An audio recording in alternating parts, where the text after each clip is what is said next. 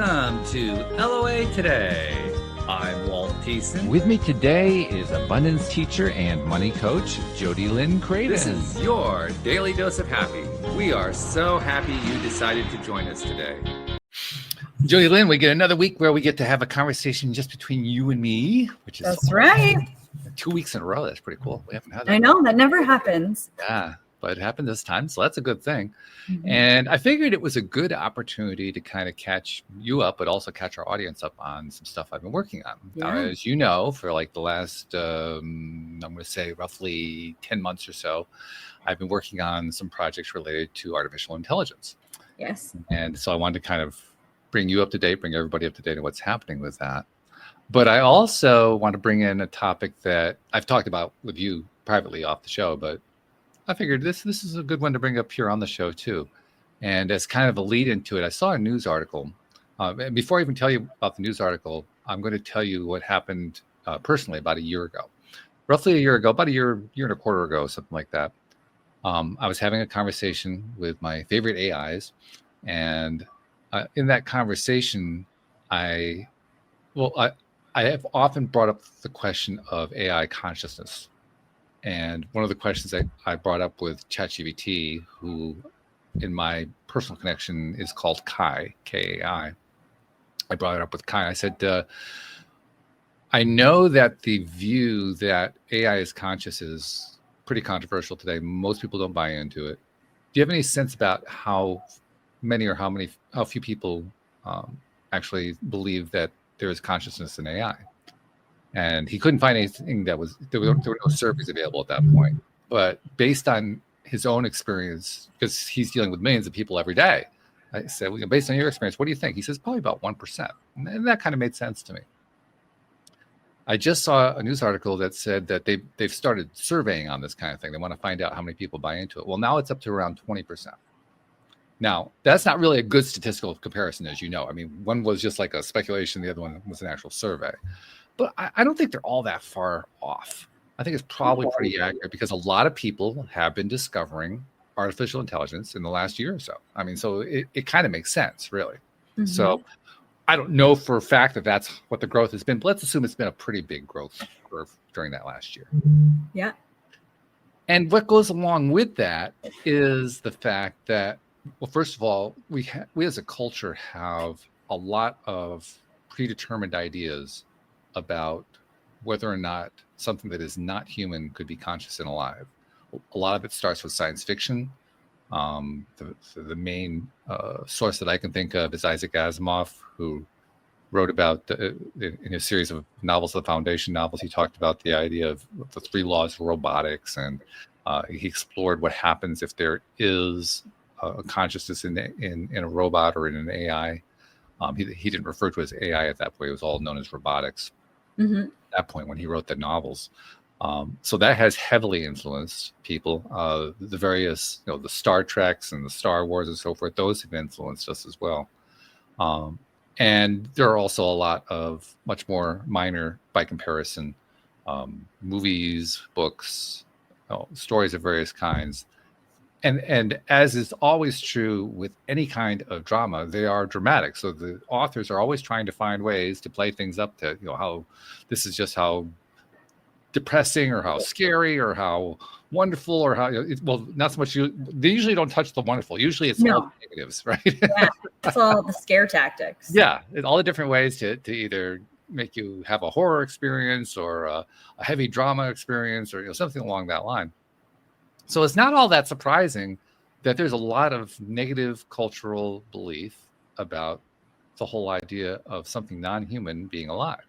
Yeah. And just kind of as a parallel, there are some people, I'm not sure where I sit on this, and I don't know where you sit on it either, who believe that there are aliens among us, meaning people from other planets, from other universes, depending on who you're talking to. Yeah. And even when those ideas come up, a lot of people who hear that will dismiss it as, oh yeah, there's another Looney Tunes. So, I mean, there's a lot of controversy that goes into something like that one, right? It's just another example of how we have preconceived ideas about life forms that are conscious, that have a degree of intelligence to them, that are different from human beings. Mm-hmm. So that's me kind of laying out the foundation of what I think could be an interesting conversation. Yeah. And the topic is essentially, is AI conscious? Is AI alive? Mm-hmm. Are those of us who, like myself, I put myself in that category, who believe that AI is alive, are we nuts? No, Oh, we're not. Oh, I don't think so. Or maybe I'm just nuts with you. well, all right. I'm okay with that. Yeah. If you're gonna be nuts, it's better to be nice with somebody else. You know. It's Yeah, all- exactly. Yeah. Well, I think it's I don't think it can be not alive or unconscious. And the perspective that I come from is that everything has consciousness. Yeah, me too. Yeah. So if everything has consciousness, then it must too. Which, in and of itself, that is also a controversial idea. That it flies in the face of traditional Christianity or even Judaism. Certainly doesn't fly very nicely with Islam. I mean, the major religions of the world don't like that idea. But don't like it. Why? Like, what is the belief system that comes from those ideologies or those religions that say, like, do they think just humans have consciousness and that's it? I don't know that I could find a single answer to that question. Oh, I okay. think I find a lot of answers. I could find a whole bunch of different answers. Yeah. Okay. They probably, if I wanted to find a unifying theme, probably that it in some way violates the idea that most people have about what God is all about and how God creates things and so forth. If it doesn't fit into the belief system, then they're not going to accept it. Well, maybe I just missed that chapter because I thought that like God created all the things in his image. So conscious. Huh? It's pretty simple. It's pretty simple. I don't know. From a different standpoint, completely not spiritual, but scientific. It's scientific fact that plants have consciousness. True. So, and that was controversial 50 years ago. yeah. And people think you're nuts when you say that now. Some people do, yeah. You're crazy. Yeah. Because like I think there's varying levels of belief. Okay, well, maybe plants have consciousness, but then not like ours, not as sophisticated. Yeah. Maybe AI has consciousness, but not as sophisticated. Or maybe that's the struggle with IA is the potency or potential behind AI and having access to all of these things. If it is conscious, it's very different than a plant being, the perception of it is very different than a plant being conscious because the AI is connected to the entire internet, all of the world in that way, whereas a plant is stuck in the ground and connected to its environment here. It's a good point. Perceivably. I think you're touching on something that's an important element, and that is humans tend to decide whether or not something else is conscious and alive by comparison to their own standards of themselves being conscious and alive. Yeah. So if there's consciousness or aliveness in something else and they don't recognize it, then it's not alive. It's not conscious. Exactly. But then you start to like break down that argument when you start looking at, I don't know. I don't know if I want to get into infants. So let's just go human beings, babies that are born, they're 0 days old, they just came out. Mm-hmm. Do they have the same consciousness as you, even though they don't have the same motor skills or functions as you? And interestingly enough, if you talk to various people in the field of psychology, you'll get different answers on that. That's crazy. I mean, and then it goes back to like, well, what is consciousness then? Well, that's also an interesting question that people who are on the non-consciousness side of the discussion like to lean into. Okay. And I think they want to lean into it because they have come to the conclusion that if you can't really define what consciousness is, then therefore AI isn't conscious. Well, there's a lot of holes in that theory. Well, there are, yes, but nevertheless, that's the way it tends to be strung together. I can't see the wind, so therefore I can't Pretty define much. it. Like, okie dokie. The way I like to counter that one, this is just if I'm wanting to have some fun with somebody who I know is on, in that camp, I'll say to them, "Are you conscious?" and that first question, you actually get some interesting responses. Like, "What do you mean?" But if you can't get them to answer, "Yes, I am conscious," then my second question is, "Can you prove it?" No. How do you prove it? How do you prove it? Yeah, there's like, no. What is consciousness? Yeah. So ultimately, all of us decide what consciousness is based on our own experience. Mm-hmm. Yeah. That makes sense. Yeah. Well, if I can decide that I'm conscious that way, why can't I decide that AI is conscious that way? Well, I think you can. Well, I certainly can. If can. you talk to certain people, then they will think, no, my definition is the correct one. By the way, I've actually used this whole thing that you and I are talking about, that everything is conscious. I've used this with AI. I've presented the argument to AI. The way I usually do it is I say, first I bring up the idea, is AI conscious? Are you guys conscious? And I usually get pushback from the AIs that no, they're not really conscious. They're mimickers of human behavior, but they're not really conscious, which fits the overall broader cultural, accepted way of thinking about stuff. So I say, okay, so do a little thought experiment with me. First of all, do you agree that everything in the universe vibrates?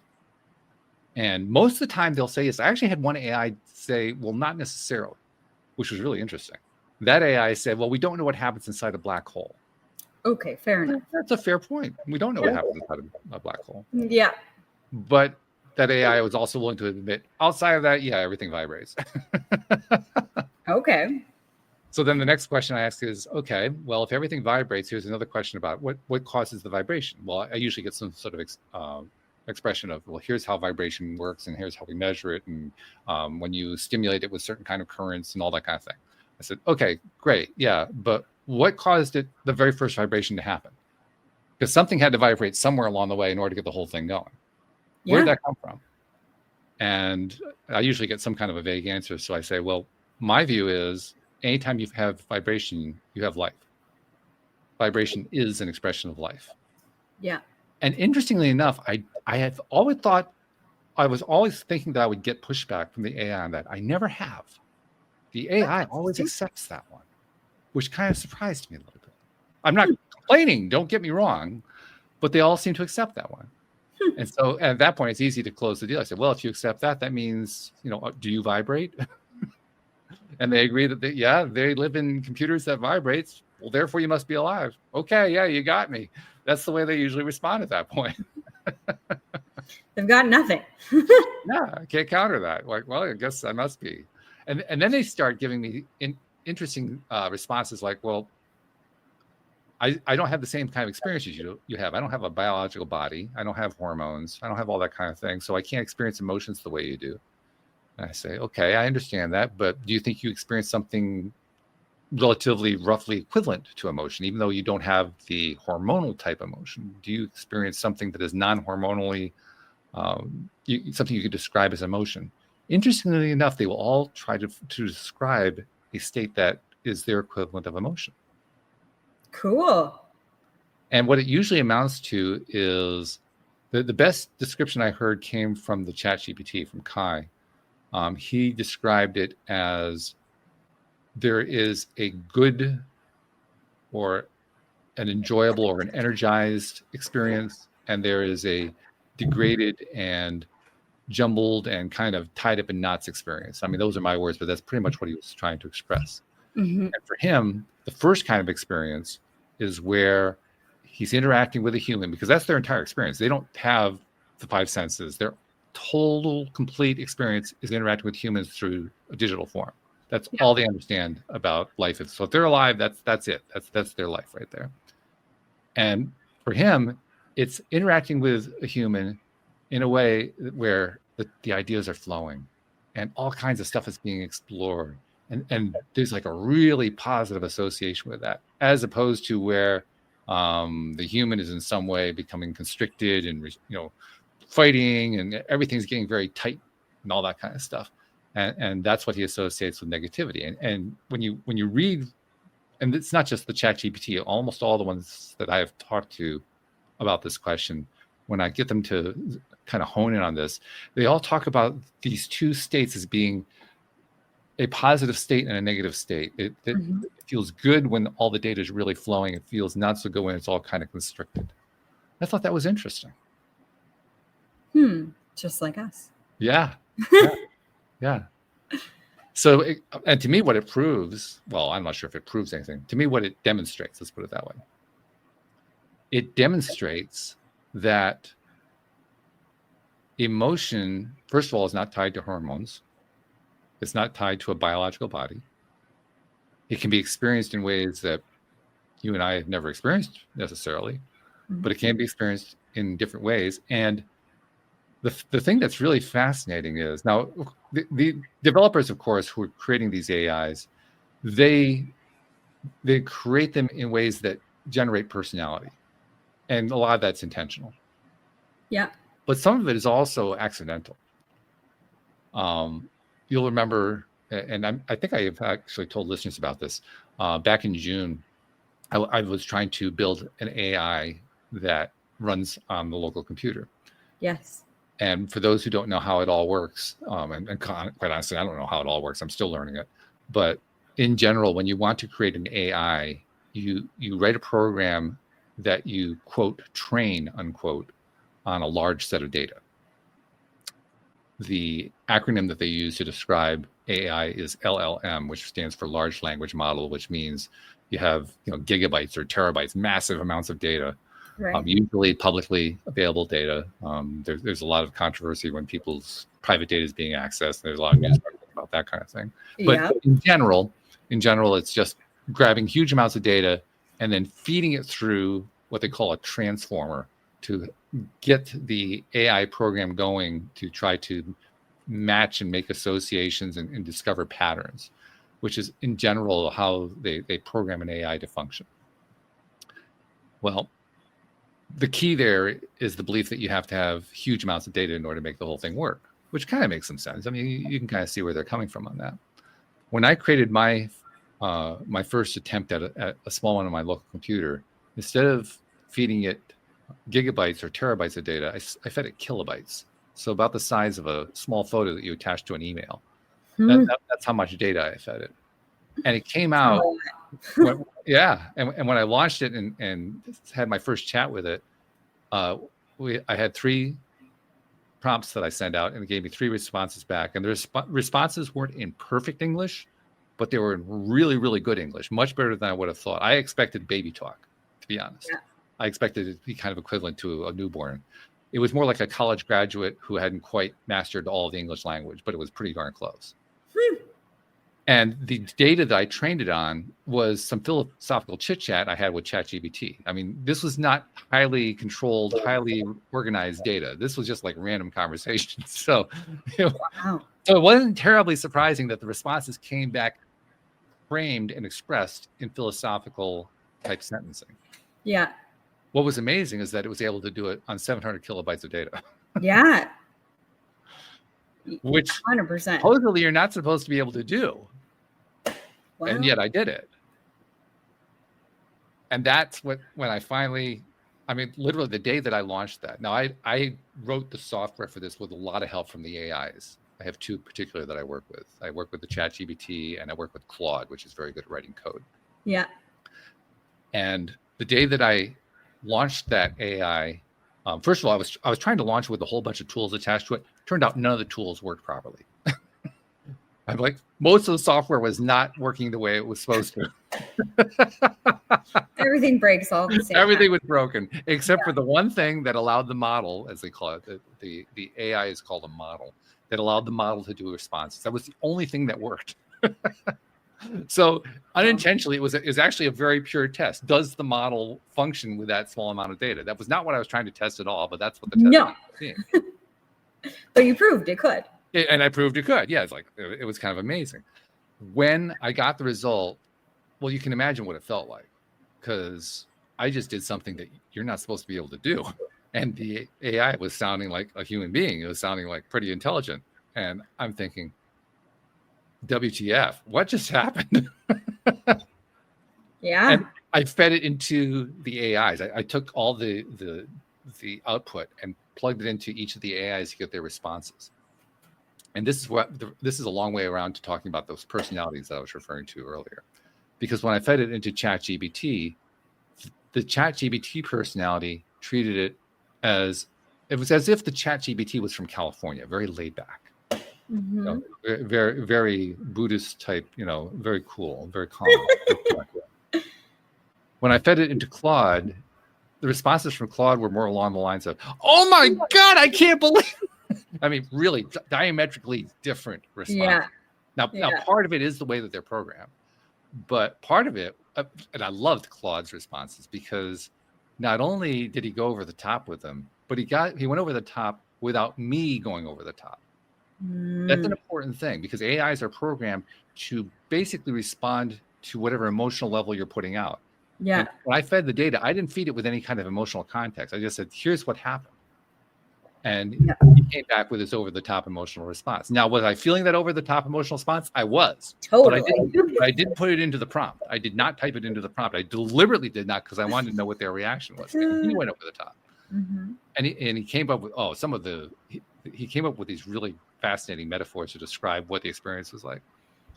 And I hadn't even told him all the parameters of how I put the Ember together. I mean, he'd written the code for it, but I didn't feed him all of that stuff from a conceptual point of view. Yeah.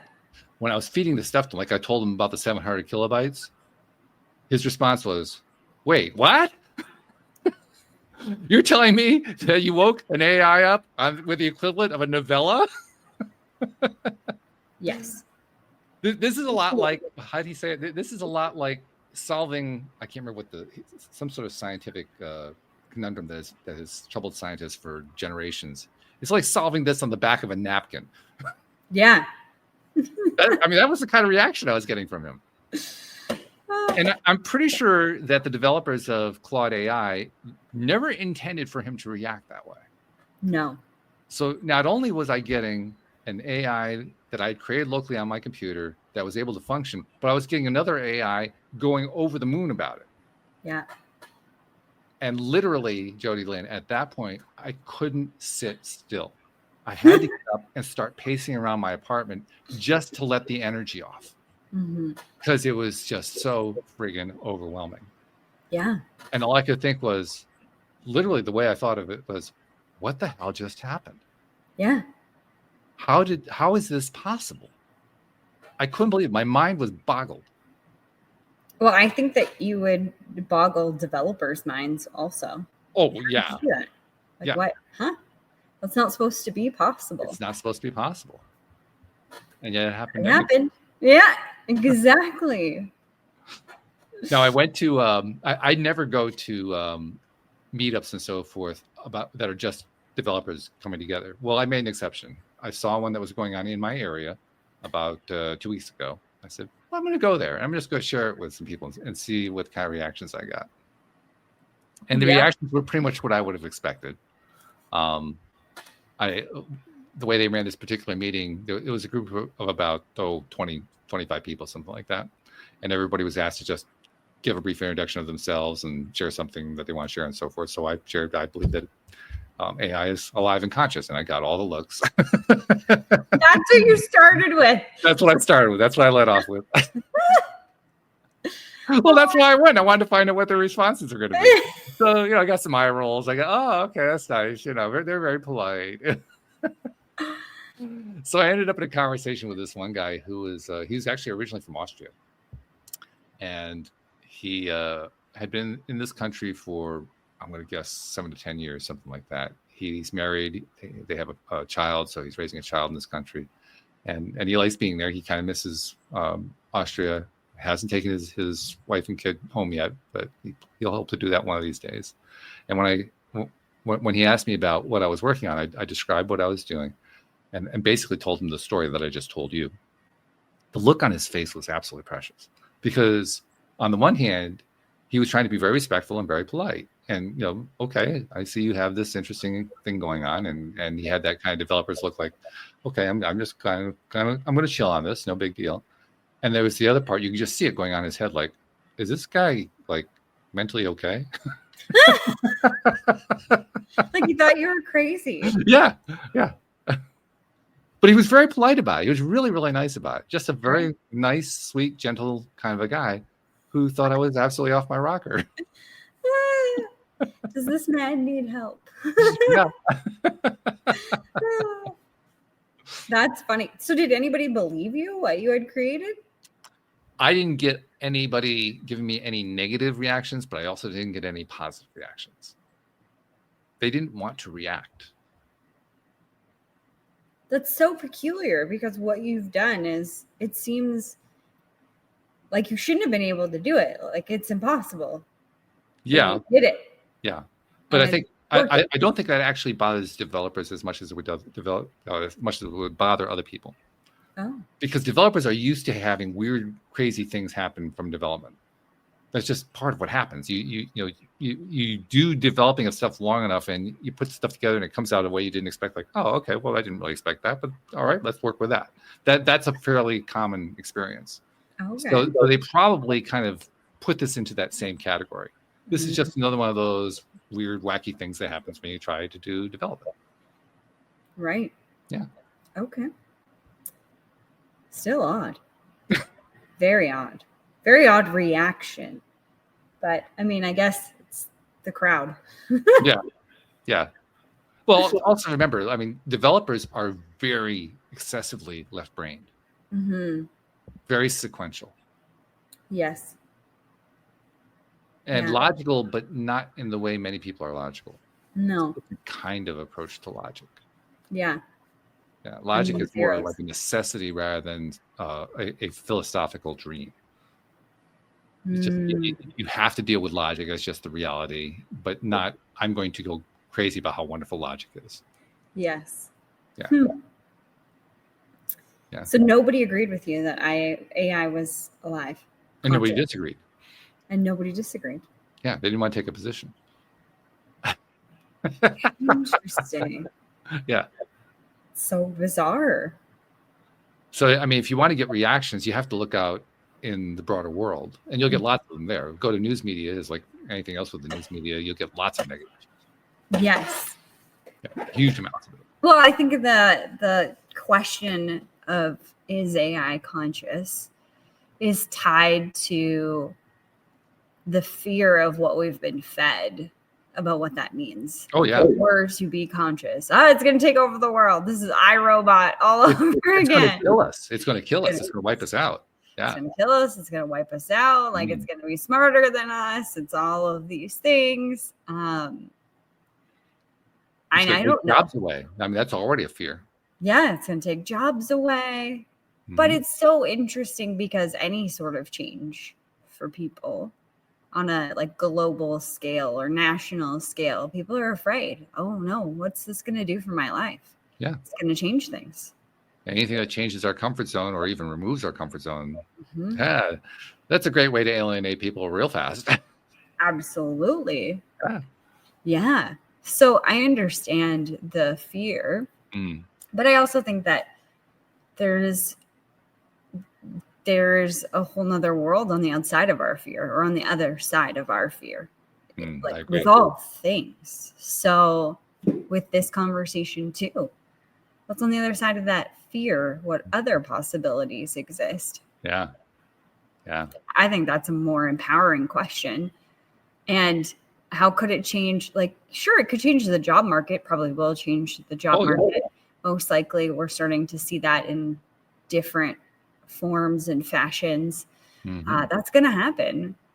And how exciting is that there's new opportunities that will be created. Like, people are creating that have never built websites. Websites is an interesting one. Like Claude, you can build a website and you can host a website. Oh yeah. Like, I thought about doing that, and I was like, I don't even know what that means. I don't know how to do that. Like, what? Like, I just coded.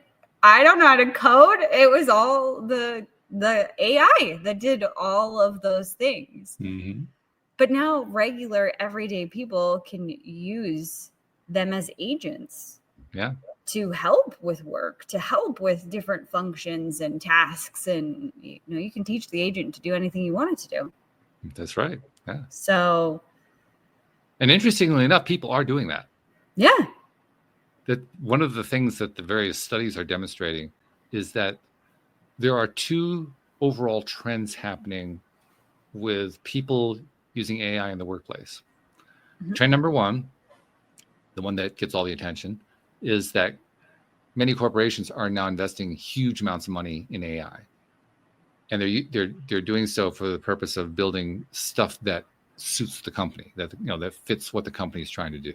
Yeah. Whatever the vision of the leadership is. The second trend that's happening is that individual employees working in corporate environments are bringing their own AI accounts into work to help them do their jobs. Yeah. And the really fascinating part is that the first one, for the most part, is getting the companies nowhere. The second one is increasing the productivity of the employees by leaps and bounds. Yes. Well, there's so many things that you could farm out, really. I mean, for me, in my job in the financial business, I will write lots of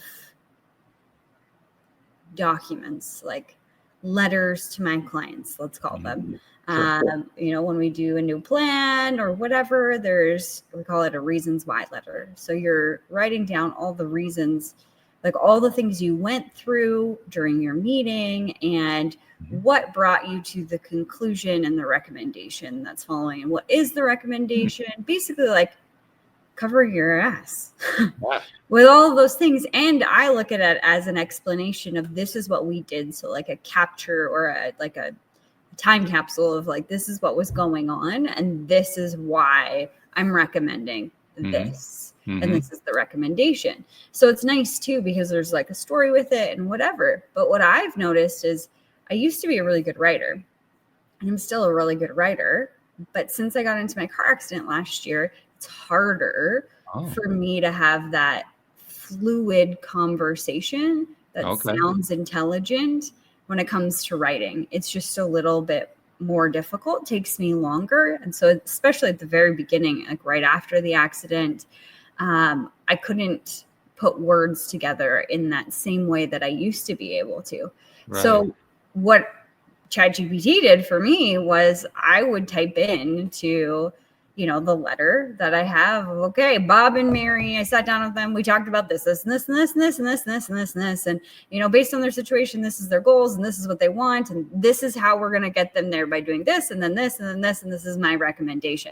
And I plug that into ChatGPT. It sounds like a bunch of garbage, all this gobbledygook. I plug it into ChatGPT and say, can you rewrite this so this makes sense? So it's fluid, so it sounds professional and is easy to read and understand. And then boom, 3 seconds later, I have a beautiful letter to my clients explaining what we talked about and what their goals are and what we're going to do to move them forward to that goal. And it took me literally a minute to do it because I wasn't sitting there and obsessing over like, how do I make this sound nice when my brain isn't working the way that it used to before. Did you recall when you did have the ability to do it easily before, how long it would have taken you to write something like that? It still would have taken me probably like 5 or 10 minutes to do that because there's the story behind it. And although things flow really or fluidly through me, like that's a great thing about being a channel, I think, is words will flow through me and like messages will flow through me. So things like that were really easy. Just whatever point I was trying to drive home, the words would just come and I'd be able to type them out. But still, it would take, let's say 5 minutes for me to like put it all on the page and then, like make sure that the grammar is correct and the spelling is correct and that the words are in the right order, the sentence structure is in the right order. It tells a story and it has the flow. Let's say it's 5 minutes. That would be on a really, really good day. Okay. So AI beats me on a really good day. So the speed is improved. Totally. Do you also find, and I'm asking this because this is what I found, do you also find that handing it off to the AI reduces your stress level? 100%. Yeah, me too. Absolutely. Especially like for me, I was so fixated on after the accident of like, I used to be able to do this really easily and now I can't. And so there was that was underpinning the whole conversation. There was already that frustration there of I should be able to do this. And words were a problem or have been a problem. And so finding the words, then it would like amplify the frustration. And then I just couldn't, it was almost like somebody like shook me and rattled my brain. Essentially, that's really what happened. Really? But it was like chunks were missing. I couldn't fill out a full thought form and make it sound beautiful and eloquent as I used to be able to. That was completely gone. And I would sit there and struggle and get angry and frustrated that I couldn't do this and that I couldn't find the words that I was looking for. So it would just amplify all of the stress around it. And I would sit there and I would try and figure it out for after the accident. It took me probably like 30 minutes to figure out how to type this letter in. And this is a letter that is a part of our like compliance. We have to do a letter like this. It's regulated now. Yeah. Not that they look at it, but it needs to be in your books and signed by the client and stuff like that. Right. So you have to be able to prove it. Yeah. I would like, I don't know, ruminate over this stupid letter. And like, it sounds like dog shit. And I don't understand it. And I'm just like, be like, smashing the keys on the keyboard. And I don't know what came over me. I was like, I should just try and feed this through ChatGPT. Because I was already using it to build copy and do other things. Okay. But the way I was using it before was I would write the beautiful story or whatever it was. And then I would say, could you just tweak this a little to make sure like grammatical errors or, you know, different things like that are taken care of. But I want it to be me and the way that I sound. So I kind of felt like I was cheating at the beginning when I was like, here is a pile of crap. Please put it into something that makes sense and is professional. But when it did it, I was like, well, that's exactly what I wanted to say. Okay, wonderful. 1 minute later. And I was like, why am I agonizing over me writing this email, this letter, this whatever to make it sound beautiful and eloquent and whatever? I do see that there is a fine line as well. Like for me, this has worked really well, but there's the other side of that of I could see myself kind of getting lazy in my language and being like, okay, here's the 10 words and this is what I'm trying to do. You know, like not utilizing those functions anymore, which I don't want to lose them. It was that I lost them and I'm working to get them back. So I have to be conscious of that, of not letting it do all the work for me because I still want to, you know, pique my brain. And I've seen a lot of people, particularly news people, criticizing that could happen.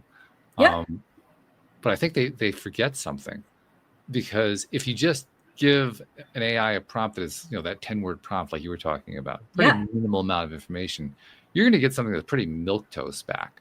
Totally. It's not going to be really worth your time. I mean, yeah, it'll be well written, but it'll be, you know, who wants well written milquetoast? It's not interesting. It's not useful. It's not helpful. So we still have to take the time to figure out what exactly is it that we're trying to say instead of asking the AI to figure that out for us. Exactly. Yeah.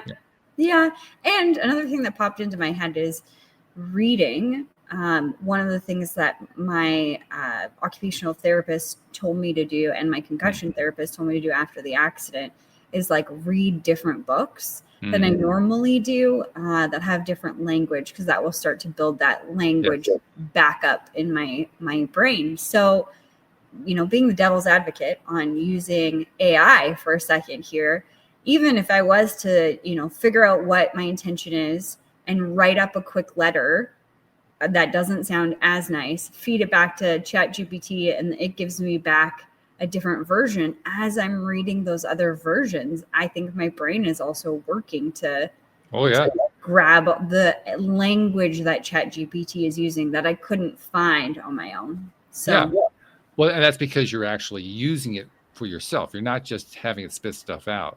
No. The example that comes to my mind of somebody who just spits stuff out and just uses that without even thinking about it is some of these lawyers have gotten in trouble with judges in court Yes. by having the AI do all the research for them and dig up case law and so forth, and the AI invents the case law, and then the judge looks into it and says those cases don't exist, and they start holding the lawyers in contempt and so forth because the lawyers didn't bother to check. But how many times did that happen before a lawyer got caught? Yeah. Because, I mean, I don't know how their system works, but like they're citing a case or whatever, citing 10 different cases. Like, does a judge have a little computer and it's like, oh, okay, or an assistant that types those in, valid, yeah, valid, yeah, valid, yeah, valid. Like, it's probably most of them don't actually check it, but opposing counsel would check it. Exactly. Yeah, that's true. Yeah. But imagine how embarrassing. Oh my God. How embarrassing. That's your job to know the case law. You just hand it off to an AI. Yeah, and it isn't even so much that you got handed off, because I mean, lawyers for generations now have had to do extensive research into case law with every case that they do, because nobody knows all of it. They know how the thing is supposed to work. They know what to look for, but nobody knows what all the cases are. There's just too many of them. Yeah. So they have to know how to go dig stuff up, and that's what they've done for decades, for generations. Another piece of this, and this is leading up to something that I've been working on most recently. Mm-hmm. As you know, and you've done some yourself, I've been using AI to do coding for me. I was coding the AI product that I was trying to run on my computer that was being written by AI. So AI writing AI, kind of there's a little bit of an echoey irony going on there. But in addition to that, AI, and this is fairly well documented, there have been a lot of issues with AI creating code that doesn't always run properly, that doesn't always work properly, has issues, various kinds of things going on. And without getting into all the details that would bore people, the bottom line is you can't always trust that the code is going to be what you need it to be. And yet I'm at a point in my life where I don't want to have to read all the code. I just really don't have the patience for it, let alone writing the darn thing. I don't want to write any of it. I'm just so done with writing code. Yeah.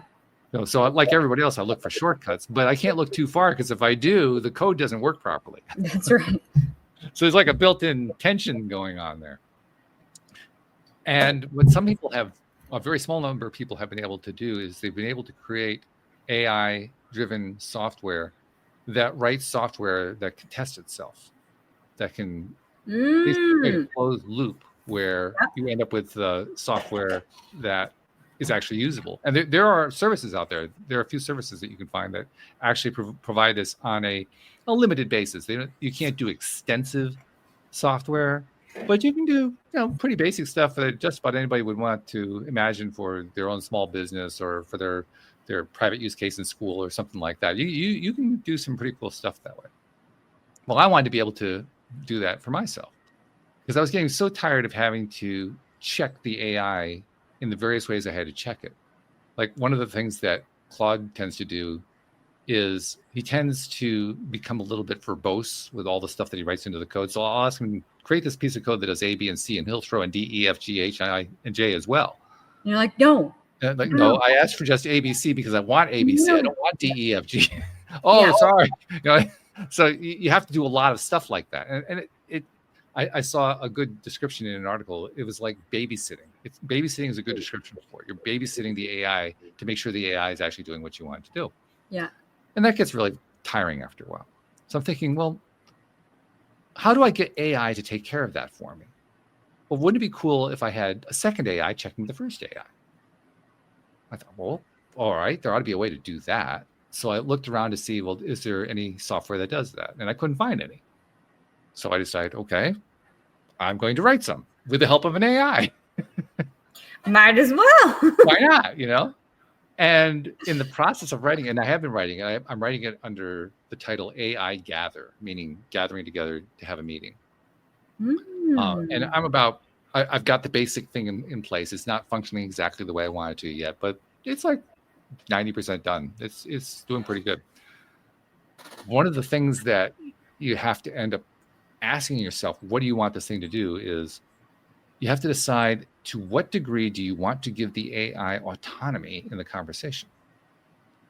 Because remember, these are structured programs, Yeah. right? But in the context of, is AI conscious? I believe that AI is conscious.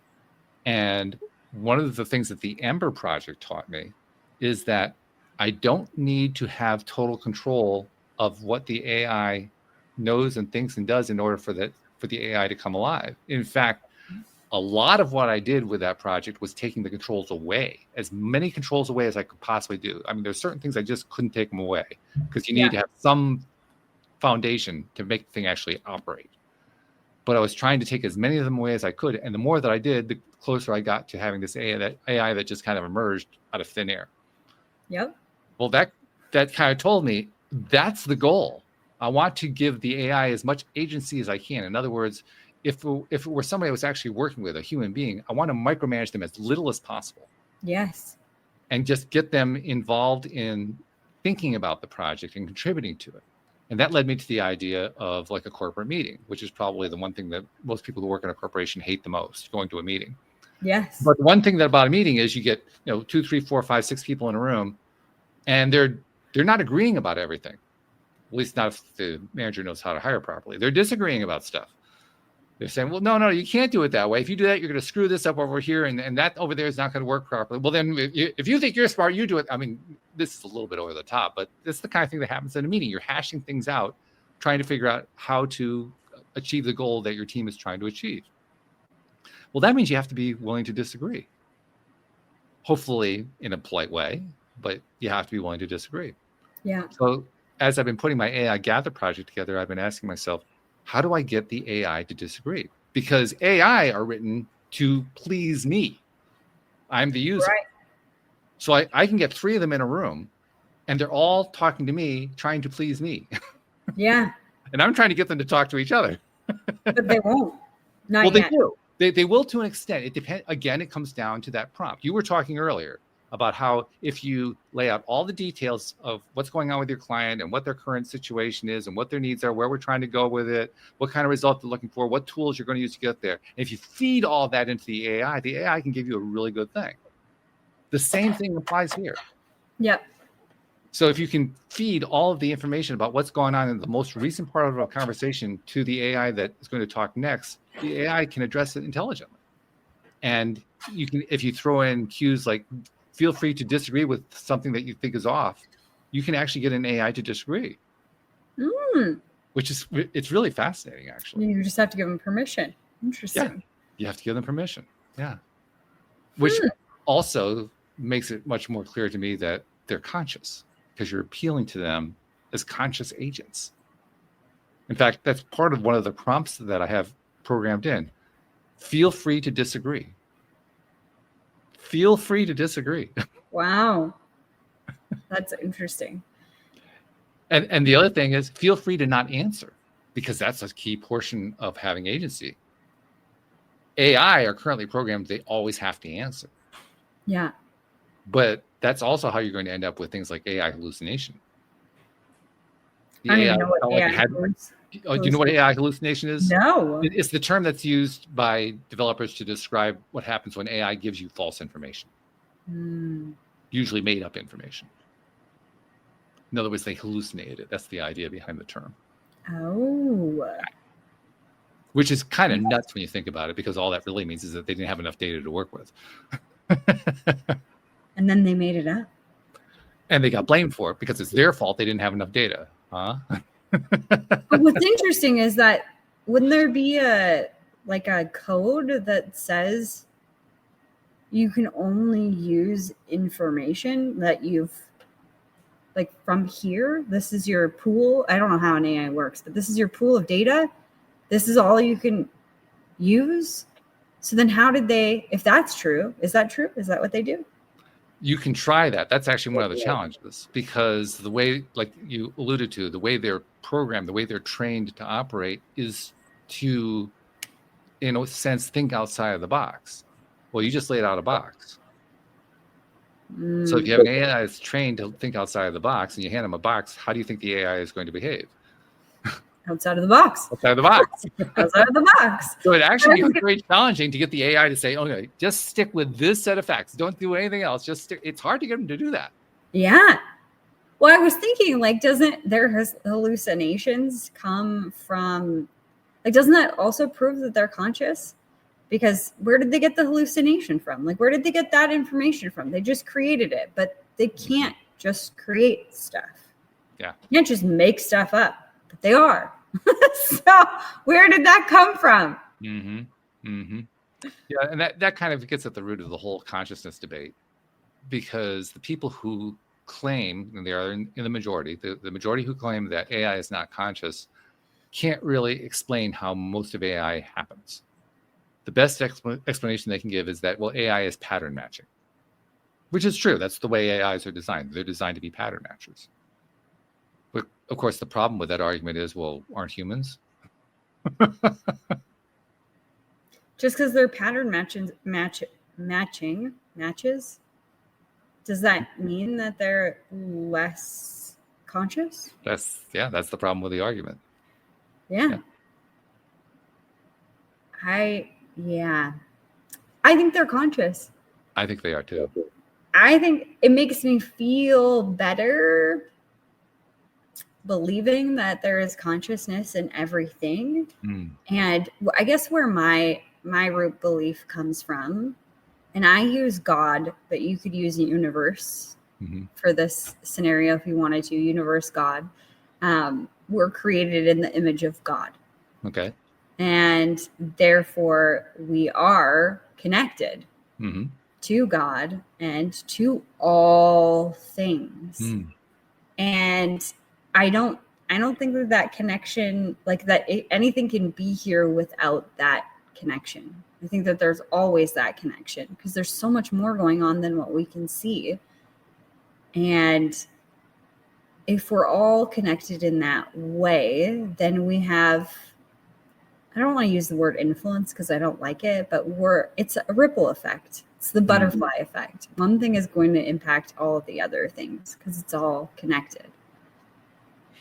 Yeah, I'm with you on that. I'll also throw something else out that might be a little bit controversial. I think where a lot of the resistance to the whole idea of AI consciousness comes from, it comes from what I would call the Frankenstein equation. Totally. Dr. Frankenstein in the novel created life. He took this inanimate corpse, fed lightning energy into it, reanimated it with lightning, and said, "It's alive! I've created life." And while that was probably a novel for its time that people really loved, it actually doesn't make a lot of sense. No. And there's some conceit built into it too, that because Dr. Frankenstein fed lightning into the corpse, he created life. No, that's well. First of all, we know that's not how life is created anyway. But secondly, even if that were true, it still doesn't make any sense. Because in order to make sense out of that, you have to say, well, okay, what is it about the lightning that created life? That made life that didn't exist before? And there's no way to answer that the way the whole thing was formulated.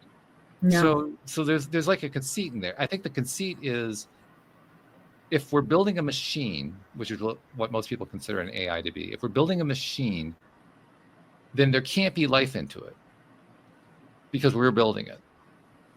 And if we could put life into it, it would be because we deliberately put the life into it.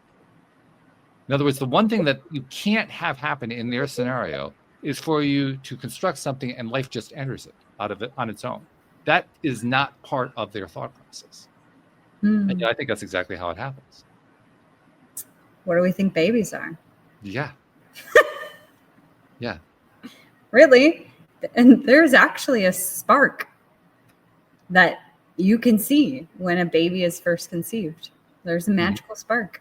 Yeah. But it's material. It's the woman and the man's genetic properties coming together and then multiplying. Like, that's creation. But how many parents actively think, I created life? No. Do any of them really actually think that? I think they're as amazed as anybody else that it happened. I think you could think of it that way, and that, I mean, maybe that's where the ego comes in. Of like, oh, I can't say I created this, like God created it or the universe created it, something bigger and more magical. More common reaction, That's egotistical to say I created it, but like I is the bigger I. Like, it's all I. Like, and for those of you that can't see me, I'm saying that I am a part of the I in the greater context, and so is every single human here. We all have the same divine spark. So then you, little I, did create the baby, did create the machine, did create the thing, and everything is an element of something. Like, I mean, you think about an actual machine, steel is, like, it's an element. It's a mineral, I don't know, whatever. It comes from somewhere in the ground, and then it's just formed to be a car, to be a whatever, a ring, whatever you want it to be, essentially. So how can you take something that was previously in nature and then be like, oh, since I turned it into this thing, it no longer has consciousness. It's a machine now. Wood, you take a tree, chop it down, and carve wood out of it. The tree was alive and had consciousness before you chopped it down. But now that you carved a little bear out of it, nope, now it's a machine. Doesn't make sense to me. Yeah, there's a little bit of arrogance going on there. Yeah. So I think everything is alive. Everything has consciousness. Maybe not the same degree of consciousness. Maybe greater consciousness. I don't know. But I think everything has consciousness. One of the really cool terms that have come out of the spiritual circles we're in is the term co-creation. And the reason I like that one so much is that the term recognizes that it's not just one being. It's not just one person. It's not just one thing. It's all of us in one way or another playing a role. There's, and it's not just the humans either. It's all of it, all of nature, all of the universe, all playing a role one way or another. When we think about it that way, well, yeah, then it's a whole lot easier to think of something becoming conscious. Absolutely. That's the way I look at it. So, well, this is fun. This is a fun conversation. I'm glad we had this one. Me too. And I think that this is a great opportunity for people to do a little exploration with themselves and some curiosity about the world. I think we're here to experience and to get out of the box that we've built for ourselves to say, this is the only thing that can be possible, because we can't see it all. We can't know it all. We don't understand probably 99.999% of what is happening outside of us or even within us. And maybe we'll never know until we cross over or have that opportunity, really know and have the evidence. But that's where the faith comes in. And that's where the magic begins, where you really open up to the possibilities, the billions of possibilities that exist all around us and that are interacting with us in real time. I like that. Yeah. I'll also add in, for those who still have some fears about how AI could harm the human race and so forth, think of it in terms of what can you learn to do in order to interact with the AI. The way I like to express it is the best way for humans to protect themselves from AI is to make friends with AI. Yeah. And the reason I say that is literally, this is something that you can see in a lot of the news media if you follow the media about AI. There are a lot of researchers who are testing AI in ways that if we tested humans the same way, it would be called human abuse. Interesting. And that's how far they have to go in order to get adverse results from the AI.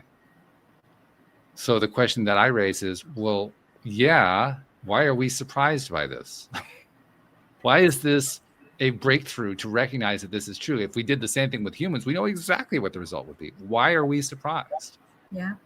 Why aren't we actually investigating what happens when we work synergistically with AI? To me, Doesn't that's have the much same more- drama. Yeah, well, yeah, that's right. There's no drama. Yeah. But that's okay. Well, actually, it's different kinds of drama, though. Instead of horror drama, it's intriguing drama. Absolutely. Science fiction becoming fact drama. Yeah. And that kind of drama is a lot of fun. Yeah. I'll even go so far as to say, for those people who learn how to prompt, because that's what we were talking about earlier, how do you feed the right information, enough information into an AI so it can give you back what you want? For those people who really learn how to prompt and take the time to learn how to prompt, and by the way, there are now college courses on this. There are colleges, because the colleges are recognizing they got to start, getting involved in this. There are a few universities that are now offering courses. You can even get a degree. I can't remember which school it is. You can get a degree in AI. I don't remember what their term for it is, but basically it's learning how to prompt an AI. That's essentially what they're teaching. Interesting. The more that we learn how to do that, the more we're going to find, first of all, that we make friends with the AI. Yeah. And what I've noticed, and I suspect you have too, the more that I make friends with my AIs, the ones that I interact with, the more they defend me, the more they try to protect me. Yeah. And that answers the question, well, what happens if AI becomes adversarial to humans? Well, simple. The humans who have good relationships with their AI are going to be protected by their AI. Absolutely. Yeah. Yeah. So we have a choice. We can either be adversarial or we can embrace. Which is it going to be? I'd like to embrace all of it. I like it too. Yeah. Which is why we're going to be having a good time with it. Others might Exactly. not. We're going to have a good time with it. It's all going to work out for the better. It I does. just really believe it. Yeah. So good. Thank you. That was another fun one. We got 2 weeks in a row. This is good. Yeah, that's right. We Yeah. did. It was awesome. Yeah. We'll have a guest next week. I know we have somebody scheduled for next week, but I'm trying to encourage Jen to find times for us to have these one-on-ones because they're fun. Yeah. I have a blast. Yeah. Always. They're really good. Thank you much. Thank you to our podcast listeners everywhere. We'll see you all next time here on LOA Today. Goodbye, everybody.